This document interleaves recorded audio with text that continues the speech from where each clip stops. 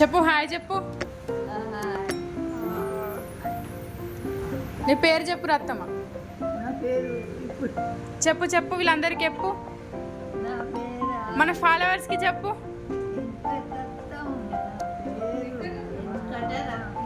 ఇప్పుడు నీ పేరు చెప్పు. నా పేరు కళావతి. ఫాలోవర్స్ అందరికీ నమస్కారం అని చెప్పు. నువ్వు కూడా చెప్పు నమస్కారం చెప్పు.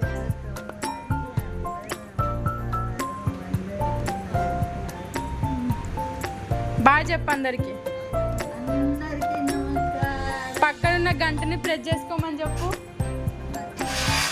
పక్కనున్న గంటని